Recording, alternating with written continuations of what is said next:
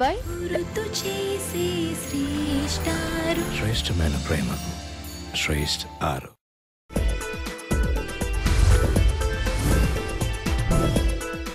Panyam green tech Portland slag cement property plus co-sponsored by Shreshta RO water purifier సొంతింటి చిరునామాకి స్వాగతం. This is Raj Kumar. ఇవాళ property ప్లస్లో హైదరాబాద్కి సంబంధించి ఇన్ఫ్రాస్ట్రక్చర్ ఎలా ఉంది, నిజంగా ఇన్ఫ్రాస్ట్రక్చర్ రియల్ ఎస్టేట్లో ఎంత మేర కీలక భాగస్వామ్యం వహించబోతోంది, తర్వాత స్కైవేస్ ఏర్పాటుకు సంబంధించి ఏ విధంగా హైదరాబాద్లో రియల్ ఎస్టేట్ ఉండబోతుందో తెలుసుకుందాం. దీనికి సంబంధించి మనతో మాట్లాడడానికి తెలంగాణ క్రెడాయికి సంబంధించినటువంటి తొలి ప్రెసిడెంట్గా గుమ్మి రామరెడ్డి గారు ఎన్నికయ్యారు. ఆయన మనతో పాటు ఉన్నారు. ఆయన అడిగి మరిన్ని వివరాలు తెలుసుకుందాం. Sir, welcome to property plus. And first of all congratulation sir. Telangana తర్వాత ఆంధ్రప్రదేశ్ రెండుగా విడిపోయిన తర్వాత ఫస్ట్ ప్రెసిడెంట్గా మీరు ఎలక్ట్ అయ్యారు. ఎట్లా ఉంది, ఎలాంటి నిర్ణయాలను క్రెడాయి తీసుకోబోతుంది? క్రెడాయి అంటే దేశవ్యాప్తంగా కూడా ఒక మంచి గుర్తింపు ఉంది. తర్వాత అటు కంపెనీలకు సంబంధించి రియల్ ఎస్టేట్ కంపెనీలకు సంబంధించి కావచ్చు, ఇటు కన్జ్యూమర్స్ కావచ్చు, ఒక మీడియేటర్గా బాధ్యత వహిస్తుంది. సో ఇప్పుడు తెలంగాణలో ఎట్లా ఉండబోతుంది, ఎలాంటి నిర్దేశకాలు మీ ముందున్నాయండి? ఫస్ట్ ఆఫ్ ఆల్ తెలంగాణకు ప్రప్రథమ ప్రెసిడెంట్గా ఎన్నికైనందుకు చాలా సంతోషంగా ఉంది. నాకు మీద నమ్మకం ఉంచి ఎవరైతే నాకు నా ఫ్రెండ్స్ అంటే అక్రాస్ ది స్టేట్ సపోర్ట్ చేసిన అందరికీ నా ధన్యవాదాలు. ఈ బాధ్యత అనేది అంటే నిజంగా చాలా ఇంపార్టెంట్ ఇప్పుడు నాకు, ఎందుకంటే చాలా ఛాలెంజెస్ ఉన్నాయి రియల్ ఎస్టేట్లో. ఆర్థిక మాంద్యంతో అన్ని చోట్ల చాలా ఇబ్బందులు ఉన్నాయి. తర్వాత మెయిన్ నా ఫోకస్ ఏంటంటే కొత్త ఏదైతే మేము టీమ్ ఫామ్ అయిందో మా అందరి ఫోకస్ ఏంటంటే మెయిన్లీ గవర్నమెంట్తోని అనుసంధానం. ఎస్పెషల్లీ రియల్ ఎస్టేట్ డెవలపర్స్కి అక్కడ చాలా ప్రాబ్లమ్స్ ఉన్నాయి. ఆ ప్రాబ్లమ్స్ని ఆల్రెడీ క్రెడాయి హైదరాబాద్ ద్వారా కొన్ని గవర్నమెంట్కి తీసుకెళ్ళడం జరిగింది. సో వాటిని పర్సూ చేయడము, ఇంకా అన్ని రాష్ట్రంలో ఇప్పుడైతే 4 చాప్టర్స్ ఉన్నాయి. హైదరాబాద్, వరంగల్, కరీంనగర్, ఖమ్మం, ఈ 4 కార్పొరేషన్స్లో క్రెడాయి చాప్టర్స్ ఉన్నాయి. నేను వీటిని ఇంకా విస్తరించాలనే ఉద్దేశంతో ఉన్నాం. ఎస్పెషల్లీ మహబూబ్ నగర్, నల్గొండ, నిజామాబాద్, జగిత్యాల, మంచిర్యాల వీటన్ని చోట్ల కూడా క్రెడాయిని విస్తరించాలనే ఉద్దేశంతో ఉన్నాం. మన ఎస్పెషల్ ఎంటైర్ తెలంగాణలో ఉన్న అందరు బిల్డర్స్ని, రూరల్లో కూడా అందరినీ క్రెడాయి ప్లాట్ఫామ్ తీసుకురావడం ఒక ఉద్దేశం అవుతుంది. So it's a big challenge for us. ఎందుకంటే రియల్ ఎస్టేట్ అన్ని చోట్ల అంత బాగా లేదు ఇప్పుడు ఉన్న పరిస్థితులు చూసుకుంటే. సో వారందరినీ డెఫినెట్గా ఈ ప్లాట్ఫామ్ కింద తీసుకొచ్చేసి వారికి ఎక్కడెక్కడ సమస్యలు ఉన్నాయో ఆ సమస్యలని పరిష్కారం చేయడం కోసము డెఫినెట్గా మా తరఫు నుంచి అన్ని సహకారాలు వాళ్ళకు ఉంటాయి. అవును సార్. అంటే మధ్యతరగతి వర్గాలకు సంబంధించి ఎక్కువగా చెప్తుంటుంది క్రెడాయి. సో ఇప్పుడు రైట్ నా ఉన్న పరిస్థితులలో ఇంతకు ముందు అంటే ఎట్లాగో మధ్యతరగతి వర్గాలకంటే అవుట్స్కట్కి వెళ్ళాల్సినటువంటి పరిస్థితి ఉంటే కొంతమంది కామెంట్లు కూడా చేశారు ఎక్స్పర్ట్స్ వచ్చేసి, మధ్యతరగతి వాళ్ళని అవుట్స్కట్లకు తరిమేశారు అని చెప్పేసి. సో ఇప్పుడున్నటువంటి పరిస్థితులలో సో క్రెడాయి ఏమన్నా మీడియేటర్గా వ్యవహరించగలుగుతుందా? ఎందుకంటే రాష్ట్ర ప్రభుత్వం అటు సెంట్రల్ గవర్నమెంట్ నుంచి కూడా ఇనిషియేటివ్ తీసుకుంటుంది. స్మార్ట్ సిటీలలో అందరూ కలిసి ఉండాలి అంటే మిడిల్ క్లాస్ పీపుల్ కూడా ఒక పర్టికులర్ ఇన్ఫ్రాస్ట్రక్చర్స్ కల్పించాలి. తర్వాత ఇటు తెలంగాణ రాష్ట్ర ప్రభుత్వం కూడా మధ్యతరగతి వర్గాల వారికి, ఇల్లు లేని వారికి ఇల్లు కల్పిద్దాం అంటే డబుల్ బెడ్రూమ్ అనే కాన్సెప్ట్లో వెళ్తున్నటువంటి పరిస్థితులలో క్రెడాయి తెలంగాణ ఎట్లా తోడ్పడబోతోంది? ఇప్పుడు ఈ కాన్సెప్ట్ అయితే కన్స్ట్రక్షన్ ఉందో దాంట్లో కూడా మేము కూడా భాగస్వాములు కావాలనే ఉద్దేశంలో క్రెడాయి మెంబర్స్ ఎవరైతే ఉన్నారో, సో గవర్నమెంట్ ఒకసారి టెండర్స్ ఫ్లోట్ అయినప్పుడు డెఫినెట్గా మేము కూడా పార్టిసిపేట్ చేసి మా వంతు సహకారము ఏదైతే పేద వర్గాలకి, మిడిల్ క్లాస్ వర్గాలకి ఏదైతే ఇండ్లు కట్టాలనుకున్నామో డెఫినెట్గా ఆల్రెడీ మేము we have committed to that. So మా వంతు సహకారం ఎట్టి పరిస్థితుల్లో ఉంటుంది. సో మీరు అన్నట్టు అఫోర్డబిలిటీకి వచ్చినప్పుడు మీరు చూస్తే అంటే ఏ ప్లేసు అంటే 2 టైర్ 3 టైర్ సిటీస్ కానీ ఈవెన్ ఎక్కడ చూసుకున్నా కానీ హైదరాబాద్లో మోస్ట్ అఫోర్డబుల్ ఉంది. ఇంతకంటే తక్కువ మీకు ఎక్కడ ఎక్స్పెక్ట్ చేయలేం. మిడిల్ క్లాస్ వాళ్ళు కానీ, లోవర్ మిడిల్ క్లాస్ కానీ ప్రతి ఒక్కరికి గృహం అనేది హైదరాబాద్లో చాలా ఈజీగా ఉంది. మిగతా సిటీస్తో కంపేర్ చేసుకుంటే మనము ఇప్పుడు ఈ పక్క రాష్ట్రాల్లో ఉన్న సిటీస్తో కంపేర్ చేసుకుంటే మనం 40%, 50%, 60% లెస్లో ఉన్నాం. సో డెఫినెట్గా ఏ విధంగా చూసుకున్న హైదరాబాద్ మాత్రం అఫోర్డబిలిటీలో మాత్రం ఏ వెనక్కిపోయేది లేదు. క్రెడాయి నుంచి ఏ విధమైన సహకారం వల్ల గవర్నమెంట్కి మేము చేయడానికి రెడీగా ఉన్నాం. మన హైదరాబాద్ సంబంధించినటువంటి ఇన్ఫ్రాస్ట్రక్చర్ పరంగా చూసుకున్నట్లయితే ఔటర్ రింగ్ రోడ్ ఒక మణిహారం అయితే మళ్ళీ మెట్రో రైలు కూడా దానికి ఇంకొంచెం గ్లిటరింగ్ ఇచ్చినటువంటి పరిస్థితి ఉంది. ఇప్పుడు కొత్తగా స్కైవేస్ ఏర్పాటు చేస్తున్నారు. సో భారీ స్థాయిలో ట్రాఫిక్ కంట్రోల్ని అంటే ఇంత పెద్ద సిటీ మీరు అన్నట్టుగా అన్ని రకాలుగా అంటే ధరల విషయంలో తక్కువ ఉంది, ఇన్ఫ్రాస్ట్రక్చర్లో బాగుంది. సో చాలామంది ఇన్వెస్టర్స్ కానీ లేకుంటే ఇక్కడ ఉండడానికి ఇష్టపడుతున్న వారి సంఖ్య ఎక్కువగా ఉంది.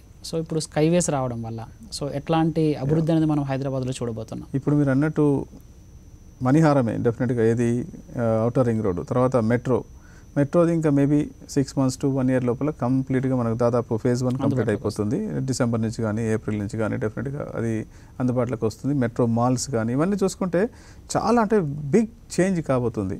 తర్వాత ఇదైతే ఇప్పుడు టెండర్స్ ఆల్రెడీ ఫ్లోట్ చేశారు, మనం రియాలిటీ కూడా వచ్చేసింది. ఇప్పుడు మనం ఏంటంటే ఏదో ఊహల్లో ఉన్నారు, ఏదో చెప్తున్నారు, అది చెప్తున్నారు, ఇది ప్రామిస్ చేస్తున్నారు, ఇది రియాలిటీ లేదన్నారు. But it is coming to reality. Already tenders float చేశారు, ఇంటర్నేషనల్ బిడ్స్ కాల్ ఫర్ చేశారు. 2600 crores టెండర్స్ కాల్ ఫర్ చేశారు. సో ఆల్రెడీ 20 junctions ఐడెంటిఫై చేశారు, which are most critical in the total సిటీలో 20 junctions ఐడెంటిఫై చేశారు. అది మనకు దాదాపు 2 to 3 years లోపల, మ్యాక్సిమం 3 years లోపల డెఫినెట్గా ఇవన్నీ అయిపోతాయి. అయిపోయిన తర్వాత మీరు అంటే ఫ్రీ వేస్ అయిపోతాయి. ఇప్పుడు మీరు ఎక్కడి నుంచి ఇప్పుడు ఎల్బీ నగర్ నుంచి మీరు కూకట్పల్లికి వెళ్ళడం కానీ ప్లస్ జూబ్లీహిల్స్కి రావడానికి కానీ ఏదైతే మేజర్ ట్రాఫిక్ కంజెషన్ సెంటర్స్ ఉన్నాయో వాటన్నిటిని ఐడెంటిఫై చేసేసి 20 junctions ఐడెంటిఫై చేసేసి ఈ ప్రణాళిక సిద్ధం చేశారు. సో ఇది మనకు నెక్స్ట్ మంత్ అంటే ప్రాబబ్లీ అక్టోబర్ నవంబర్ వరకు కూడా స్టార్ట్ కావడానికి ఉంది.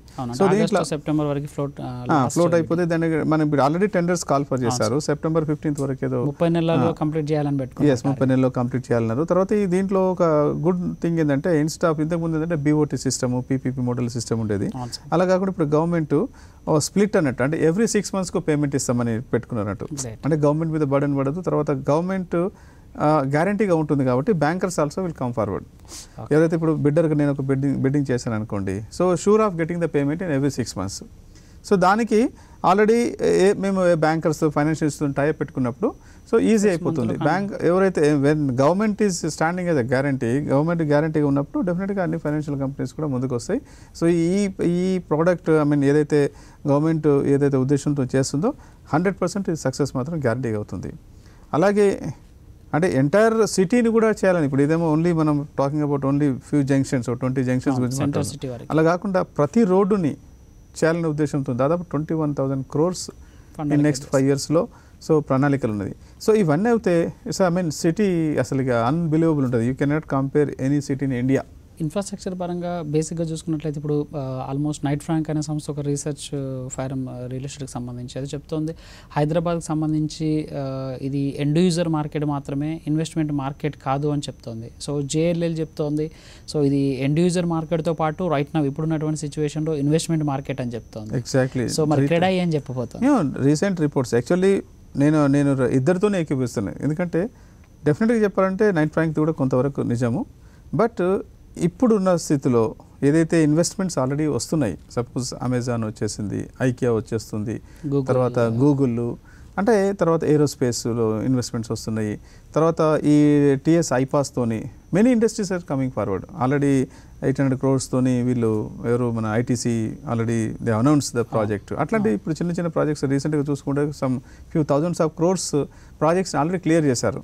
టీఎస్ ఐపాస్ డెఫినెట్గా ఇట్స్ వండర్ఫుల్ అసలు ప్రణాళిక. అది ఎట్లా ఉంటుందంటే అది దేశంలో ఎక్కడ లేని విధంగా ఉంది అది. సో అది ఇంకా అంటే మనకేంటంటే we are at the beginning of those అంటే things actually. So it takes some more time. కొద్ది సమయం లోపల ఇవన్నీ అంటే రియాలిటీకి వచ్చేస్తే అంటే ఫస్ట్ ఏంటంటే gaining of the confidence in the government. So అది ఆల్రెడీ బిల్డ్ అవుతుంది. గత 1 సంవత్సరం చూసుకునేసరికి మనకు పవర్ ప్రాబ్లమ్ని ఎలా అంటే చాలా ఈజీగా సాల్వ్ చేయగలరు with is definitely great efforts. అలాంటివి ఇంకా పవర్ కూడా మనకేంటంటే గత ఇంకా 2-3 సంవత్సరాల లోపల సర్ప్లస్ పవర్లోకి రాబోతున్నాము. అవన్నీ రియాలిటీ, ఏదో ఊహాగానాలు కాదు, అన్నీ వాటిగా ఫైనాన్షియల్ క్లోజర్స్ కూడా అయిపోయినాయి. సో ఇవన్నీ వచ్చేసరికి డెఫినెట్గా రూపురేఖలు మారిపోతాయి, తెలంగాణ స్టేట్ రూపురేఖలే మారిపోతాయి. చాలా సంవత్సరాల నుంచి మనం షో కూడా చేయడం జరుగుతుంది. సో దేశవ్యాప్తంగా రియాలిటీ పరిస్థితిని కూడా మనం దగ్గరగా చూసినటువంటి సిచ్యువేషన్ ఉంది. సో మన నైట్ ఫ్రాంక్ ఇచ్చిన రిజల్ట్లో చూసుకున్నట్టయితే కొంత హైదరాబాద్ నిజంగా అలా ఉందా అనేటువంటి ఆలోచనలో వచ్చేటువంటి అవకాశం ఉంది. ఎందుకంటే ఆఫీస్ స్పేస్కు కొరత భారీగా ఉందని చెప్తున్నారు. ఎందుకు ఆఫీస్ స్పేస్ కొరత బాగుంది. తర్వాత రెంటల్ మార్కెట్లో చూసుకున్నట్లయితే కూడా రెంటల్ మార్కెట్ ఒక సెంట్రల్ హైదరాబాద్లోనే హైగా ఉంది, మిగతా చోట్ల తక్కువగా ఉందని చెప్తున్నారు. అంటే ఎండ్ యూజర్ మార్కెట్ అని చెప్పడానికి వాళ్ళు ఏమైనా ఈ విధంగా మార్పు చేశారనుకోవచ్చా, లేకుంటే హైదరాబాద్లో right now office space situation ఎట్లా ఉంది? నిజంగా ఇన్ఫ్రాస్ట్రక్చర్ ఉంటేనే చాలా వరకు కంపెనీలు వచ్చే అవకాశం ఉంటుంది. మన టీఎస్ ఐపాస్ అది చెప్పకనే చెప్తుంది, దాంట్లో ఉన్నటువంటి సరళీకృత విధానాలు కావచ్చు. సో ఆఫీస్ స్పేస్ కొడుతుండడానికి ఏంటి ప్రధాన కారణం? ఒకటి. రెండు, నిజంగా ఈ స్కైవేస్ ఎస్పెషల్లీ ఇన్ఫ్రాస్ట్రక్చర్ పరంగా మనం చాలా వరకు మీరు బెంగళూరులో కూడా చేస్తున్నారు కాబట్టి, సో అక్కడ రోడ్స్ అనేవి ఎంత కంజెస్టెడ్గా ఉంటాయి, సో ఆఫీస్ టైమింగ్లో ఎట్లా ఉంటుంది అనేది మీరు ప్రత్యక్షంగా చూసినటువంటి పరిస్థితి. సో దాన్ని కంపేర్ చేస్తూ హైదరాబాద్ని ఎట్లా చూడొచ్చు? ఇప్పుడు వారు చెప్పింది కాంట్రాక్టరీ అనిపిస్తుంది మీరు చెప్పే దాంట్లో కూడా. ఒక సైడ్ ఏమో ఆఫీస్ స్పేస్ లేదని చెప్తున్నారు, ఇంకా అదర్ సైడ్ ఏంది రెంటల్ వాల్యూ తక్కువ ఉన్నట్టు. సో డిమాండ్ ఉన్నప్పుడు డెఫినెట్గా రెంటల్ వాల్యూ కూడా పెరుగుతుంది కదా. సో డెఫినెట్గా ఆఫీస్ స్పేస్ కొరత ఉంది ఇప్పుడు. సో చాలా అంటే ఎందుకంటే గత 4-5 years నుంచి because of various reasons investments కొంత తగ్గినాయి. అంటే రియల్ ఎస్టేట్లో కూడా ఆఫీస్ స్పేస్లో కూడా ఇన్వెస్ట్మెంట్స్ కొంత తగ్గినాయి. సో దానివల్ల మనకి ఇప్పుడు ఏమైందంటే ఒకేసారి రిక్వైర్మెంట్స్ వచ్చేసరికి మనకు కొరత కనిపిస్తుంది. ఈ కొరతని వెరీ షార్ట్లీ అధిగమిస్తాం, అది మంచిది పరిణామం కదా. ఒకసారి ఆఫీస్ స్పేస్ కొరత వచ్చిందంటే డెఫినెట్గా దేర్ ఇస్ ఎ డిమాండ్. ఒకసారి ఆఫీస్ స్పేస్ ఆక్యుపెన్సీ స్టార్ట్ అయింది అనుకోండి, డెఫినెట్లీ మళ్ళీ ఉద్యోగాలు పెరిగితే మళ్ళీ రియల్ ఎస్టేట్ అంటే ఎస్పెషల్లీ హౌసింగ్ సెక్టర్లో డిమాండ్ పెరుగుతుంది. సో ఇక మీ సెకండ్ పాయింట్కి వస్తే ఏంటంటే ఈ స్కైవేస్ అనేది అసలు నిజంగా వండర్ఫుల్ ఐడియా. అంటే ఒకేసారి అంటే ఎంటైర్ సిటీకి స్టార్ట్ చేయడం అనేది జనరల్గా మనం ఎక్కడ కంజెషన్ జోన్, ఇంతకుముందు కూడా మనం ఫ్లైఓవర్స్ చాలా చేసాము, ఒక్కొక్కటి ఐడెంటిఫై చేయడము అక్కడ ఎక్కడ కంజెషన్ ఉంది. బట్ ఇది ఎంటైర్ సిటీకి ఒకేసారి ప్రణాళిక చేసేసి ఒక స్పెషల్గా అంటే ఒక సపరేట్ దీనికి ఒక డిపార్ట్మెంట్ లాగా తయారు చేసేసి చేయడం అనేది చాలా వండర్ఫుల్. ఇప్పుడున్నటువంటి పరిస్థితులలో మనం మెట్రో రైల్లో చూసాము. సో ఆల్మోస్ట్ ఒక 1 year లేట్ అయినటువంటి పరిస్థితి ఉంది. సో వేరియస్ రీజన్స్, అది తెలంగాణ ఫార్మేషన్ కావచ్చు, ఫైనాన్షియల్ ఇన్క్లోజర్స్ కావచ్చు, ఎక్స్టెండ్కి సంబంధించి కావచ్చు. సో లేదా మన హైదరాబాద్లో చూసుకున్నట్లయితే కొన్ని ప్లేసులలో సో రోడ్ వైడనింగ్ సంబంధించి పెద్ద క్వశ్చన్ మార్క్ ఉన్నటువంటి పరిస్థితులలో సో 20 ప్లేసులలో ఒకేసారి స్టార్ట్ చేయడం, దాదాపుగా 2631 కోట్ల ఇన్వెస్ట్మెంట్. సో అంటే నిజంగా ఇది లైమ్ లైట్లోకి వచ్చే అవకాశం ఉంటుందా? ఎందుకంటే ఇప్పుడు ఉన్నటువంటి రోడ్ల పరిస్థితి చూసినట్లయితే కొన్ని జంక్షన్లలో పర్వాలేదు, కానీ కొన్ని జంక్షన్లలో చాలా ఇరుక్కున్నటువంటి పరిస్థితి ఉంది. సో నిజంగా దాన్ని ఇప్పుడున్నటువంటి టెక్నాలజీ దాన్ని సుసాధ్యం చేసేటువంటి అవకాశం ఉందంట. ఇప్పుడు మీరు చూసారు మెట్రో ఇన్ని చోట్ల పని జరుగుతుంది, మీకు ట్రాఫిక్ మెట్రో వల్ల ఎంతవరకు మీకు డిస్టర్బెన్స్ చెప్పండి. ఒకప్పటిలాగా లేదు ఇప్పుడు, అంతా ప్రీఫ్యాబ్ వచ్చేసేసి డైరెక్ట్ తీసుకొచ్చి ఎరెక్ట్ చేసేస్తున్నారు. సో అలాంటి టెక్నాలజీ వచ్చిన తర్వాత మనకు కంజెషన్ అనేది డెఫినెట్గా కొంత మేరకు ఉంటుంది. బట్ వెన్ యూ అంటే లుక్ బ్యాక్ ప్రీవియస్ డేస్లో చూస్తే ఒక జంక్షన్లో ఒక ఫ్లైఓవర్ కన్స్ట్రక్షన్ అవుతుందంటే మనకి ఎన్నో ఇబ్బందులు ఉండేది. ఇప్పుడు చూడండి పంజాగుట్ట లాంటి జంక్షన్లో మెట్రో పని జరుగుతుంది, మీకేమైనా ఇబ్బంది కనిపిస్తుందా? సో టెక్నాలజీస్ ఆర్ ఇంప్రూవ్ అయిపోయినాయి. అంటే కన్స్ట్రక్షన్ మెథడాలజీ చాలా రిమార్కబుల్ చేంజెస్ వచ్చేసినాయి. కాబట్టి మనకు అంత డెఫినెట్గా కొంత మేరకు ఇబ్బంది కలగడం కరెక్టే, కానీ డెఫినెట్గా దానివల్ల మనకు మేజర్ ఇబ్బంది ఉండదు. తర్వాత డిలే కావడానికి మీరు అన్నట్టు కొన్ని ఏదో రీజన్స్ ఉన్నాయి. But when you compare the quality కానీ ద స్పీడ్ కానీ when you compare with other cities, ఏ సిటీతో కంపేర్ చేసుకుని LNT is doing the best job. అది చూడగానే మనకు అంటే as a engineer I'm talking, as an engineer, ఏదో లేమన్ కాకుండా యాజ్ ఎ ఇంజనీర్గా చెప్తున్నాను. Technology what they are using is the wonderful technology. The finishes కానీ అంటే ద మెథడాలజీ ఆఫ్ కన్స్ట్రక్షన్ అది వండర్ఫుల్ అండి. ఇప్పుడున్నటువంటి ఇన్ఫ్రాస్ట్రక్చర్లో 6 నెలల్లో నిజంగా హైదరాబాద్ మారబోతుందని కూడా అదే రీసెర్చ్ సంస్థలు చెప్తున్నాయి. సో ధరలు అనేవి ఎంత మేర పెరగడానికి ఒక స్కోప్ ఉంటుంది. సో మీరు అన్నట్టుగా డిమాండ్ పిక్ అవుతుంది. సో ఇన్ఫ్రాస్ట్రక్చర్ పరంగా గవర్నమెంట్ తీసుకున్నటువంటి ఇనిషియేటివ్స్ కావచ్చు, వాట్ ఎవర్ మేబీ. సో ఎంత మేర ధరలు పెరిగేటువంటి అవకాశం ఉంది? సో ఇన్వెస్టర్ మార్కెట్గా హైదరాబాద్ ఎప్పుడు మారబోతుంది? ఇన్వెస్టర్ మార్కెట్ యాక్చువల్లీ చెప్పండి, it is investor market now only. కాకుండా ఏంటంటే ఇంకా అంటే ఎలా అయిపోయిందంటే ఆ డే ఆఫ్ స్టార్ట్ అనేది హైదరాబాద్లో ఇన్వెస్ట్ చేస్తే we're going to be great అనేది ఇంకా స్టార్ట్ కాలేదు. అది కావడానికి any moment it may happen. But డెఫినెట్గా మినిమం 20% మాత్రం పెరుగుతుంది, గ్యారంటీ అది. దాంట్లో అబ్సల్యూట్, ఎందుకంటే గత కొన్ని సంవత్సరాలుగా రేట్లు ఎక్కడో ఉన్నాయి, రాక్ బాటంలో ఉన్నాయి.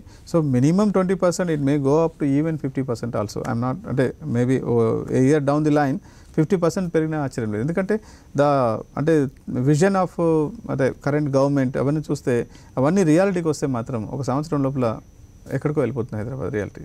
Sir thank you sir. First of all మళ్ళీ మీకు కంగ్రాచులేషన్ చెప్తున్నాం సాక్షి ప్రాపర్టీ ప్లస్ నుంచి కూడా. సో నిజంగా మీరు అనుకున్న ఆశయాలని ఇక్కడ ఈ తెలంగాణలో నెరవేరుతుందని కోరుకుంటున్నాం. అదేవిధంగా రైట్ నౌ ఇది ఎండ్ యూజర్ మార్కెట్ నుంచి ఇన్వెస్టర్ మార్కెట్లోకి హైదరాబాద్ రావాలని కూడా కోరుకుందాం. ప్రాపర్టీ ప్లస్లో షార్ట్ బ్రేక్ తీసుకుందాం. బ్రేక్ తర్వాత వాస్తు సెగ్మెంట్ చూద్దాం. Welcome to property plus vastu segment. నేను నాగరాజు. ఏ పని చేసినా కలిసి రావట్లేదా? ఇల్లు లేదా ఆఫీస్లో వాస్తు దోషమా? ఎటువంటి మార్పులు చేర్పులు చేయకుండానే మీ పుట్టినరోజు ఆధారంగా దోషాలను సరిచేసుకోవచ్చు. మీ వాస్తు సమస్యలకు ప్రముఖ వాస్తు ఫెంగ్షుయ్ నిపుణులు కుమార్ అనుమాల గారు సమాధానాలు ఇస్తారు. అయితే మీరు కాల్ చేయాల్సిన నెంబర్లు 040-233-10714, వేరొక నెంబర్ కూడా ఉందండి 040-233-10709. ఈ రెండు నెంబర్లో ఏదో ఒక నెంబర్కి మీరు కాల్ చేసి మీరు తెలుసుకోవచ్చు. సార్ నమస్తే సార్. నమస్కారం అండి. సార్ చిన్న చిన్న మార్పులతోటి చాలా అద్భుతంగా ఒక మీరు సూచిస్తూ ఉంటారు. దేని ఆధారంగా మీరు చేస్తూ ఉంటారు? బేసిక్గా మనము డేట్ ఆఫ్ బర్త్ అండి, birthday of the person. Suppose మీరే ఒక హౌస్ తీసుకోదలుచుకుంటున్నారు, మీ డేట్ ఆఫ్ బర్త్ ఆధారంగా మీకు దాన్ని బట్టి మీకు పర్సనల్ ఎనర్జీ నెంబర్ అని ఒకటి డిసైడ్ చేస్తాం. దానికి ఒక క్యాలిక్యులేషన్స్ ఉన్నాయి, కాంప్లికేటెడ్ క్యాలిక్యులేషన్స్. దాని తర్వాత మీకు వచ్చిన 4 పాజిటివ్ డైరెక్షన్స్, 4 నెగిటివ్ డైరెక్షన్స్ చెప్తామన్నమాట. సో ఆ పాజిటివ్ డైరెక్షన్లో ఒక డైరెక్షన్ ఫేసింగ్గా మీరు హౌస్ తీసుకునే వీలు ఉంటుంది. సో దానివల్ల మీరు సబ్సిక్వెంట్గా హౌస్ తీసుకొని దానిలో వచ్చిన ప్రాబ్లమ్స్ అవన్నీ ఫేస్ కాకుండా at the initial stages by deciding which is your success direction or health direction, you will be able to overcome all problems. Adi mana Chinese vastu feng shui lo, that is the basis for deciding the house. చాలా మంది calls ఉన్నారండి. First call చూద్దాం. మనోహర్ రెడ్డి గారు హైదరాబాద్ నుంచి call చేస్తున్నారు. మనోహర్ రెడ్డి గారు మీ date of birth తెలియజేయండి. Hello sir, me date of birth 11th May 1954 sir. 11th May 1954. Okay, చెప్పండి, మీరు హౌస్ ఆల్రెడీ తీసుకున్నారా? సార్ హౌస్ నేను ఇప్పుడు రెంటెడ్ కొంటున్నాను. ఓకే, అది నార్త్ ఈస్ట్ ఫేసింగ్ ఉంది. నార్త్ ఈస్ట్ ఫేసింగ్ రావట్లేదు. నార్త్ ఈస్ట్ ఫేసింగ్ ఉండదండి, నార్త్ ఈస్ట్లో ఎంట్రన్స్ ఉందా? అవును సార్, నార్త్ ఈస్ట్లో ఎంట్రన్స్ ఉంది. ఎందుకంటే మామూలుగా నార్త్ ఫేసింగ్ కానీ ఈస్ట్ ఫేసింగ్ కానీ ఉంటాయి మన ఇండియాలో. North east south east facing అంటూ ఉండదు. మీకు north, sorry to tell you, మీకు మీరు చెప్పిన డేట్ ఆఫ్ బర్త్ ప్రకారం అయితే మీకు నార్త్ ఈస్ట్ అచ్చి వచ్చిన డైరెక్షన్స్ కాదండి. సో మీరు సొంత ఇల్లు కాకుండా ఇప్పుడు కిరాయి హౌస్లో ఉండి ఓన్ హౌస్కి పోతే మాత్రం వెస్ట్ ఫేసింగ్ హౌస్ తీసుకోండి, అది మీకు అచ్చి వస్తుంది. వేరే కాలర్ ఉన్నారండి. రామారావు గారు రాజమండ్రి నుంచి కాల్ చేస్తున్నారు. రామారావు గారు నమస్తే అండి, మీ డేట్ ఆఫ్ బర్త్ తెలియజేయండి. నమస్తే అండి, మా బాబు దాని మీద అడగడం కోసం కాల్ చేశానండి. ఓకే, మీ అబ్బాయి గురించి. ఓకే చెప్పండి. 2/6/1996 అండి. 2/6/1996. 2/6/1996. ఓకే ఓకే అండి, చెప్తారు, జాగ్రత్తగా వినండి, వీలైతే నోట్ చేసుకోండి.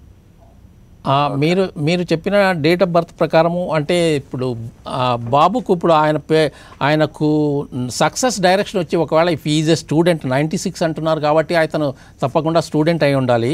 చదువులో అతను బాగా రాణించాలంటే నార్త్ ఫేసింగ్గా కూర్చొని ఆయన స్టడీ చేసుకోమని చెప్పండి. స్టడీ రూము ఉత్తరం దిశగా అతను కూర్చొని స్టడీ చేసుకుంటే చాలా మంచిది. పడుకునేటప్పుడు మాత్రం తల సౌత్ వైపు, దక్షిణం వైపు పెట్టి పడుకోమని చెప్పండి. సార్ ఇక్కడ మీరు చిన్న చిన్న మార్పులు చేస్తారు కదా, అంటే మిగతా వాళ్ళు చూస్తే కొన్ని సందర్భాల్లో అది కూలగొట్టాలి, ఇది కూలగొట్టాలి అని రకరకాల సజెస్ట్ చేస్తూ ఉంటారు. మీరు మాత్రం చిన్న డైరెక్షన్స్ మాత్రం మార్పులు చేస్తూ ఉంటారు. దానికి కారణం ఏంటి? అంటే ఇప్పుడు మీరు ఒకవేళ ఒక గోడను కట్టినా కానీ గోడను కూలగొట్టినా కానీ what is the idea behind it, దాని పర్పస్ ఏంటి? మీరు అక్కడి నుంచి నెగిటివ్ ఎనర్జీ వస్తుంది, అందుకని మీరు గోడ కట్టండి, అక్కడి నుంచి వచ్చే నెగిటివ్ ఎనర్జీ ఆగిపోతుంది అంటున్నారు. లేదా మీకు ఇక్కడ పాజిటివ్ ఎనర్జీ వస్తుంది కానీ మీరు మధ్యలో గోడ కట్టారు, గోడ తీసేయండి అంటున్నాం. మేమేం చేస్తున్నామంటే అలానే అవసరం లేదు. దానికంటే మీరు అక్కడి నుంచి వచ్చే నెగిటివ్ ఎనర్జీని న్యూట్రలైజ్ చేసుకొని పాజిటివ్ ఎనర్జీ ఎక్కడ ఉందో దాన్ని ఎన్హాన్స్ చేసుకోండి, ఇంక్రీజ్ చేసుకోండి అని చెప్తాం. సో అంటే ఇప్పుడు మీకు తరతరాలుగా ఆస్తి సంక్రమించింది మీ తాతగారి నుంచి, వాళ్ళ పెద్దల నుంచి, ఒక 100-200 years ఓల్డ్, దానికి చాలా సెంటిమెంటల్ వాల్యూ ఉంటుంది. ఇప్పుడు దాన్ని పడగొట్టాలన్నా అక్కడి నుంచి తీసేయాలన్నా కానీ ఇంట్లో వాళ్ళు చాలామంది ఒప్పుకోరు. తర్వాత చాలా ఖర్చుతో కూడుకున్న పని.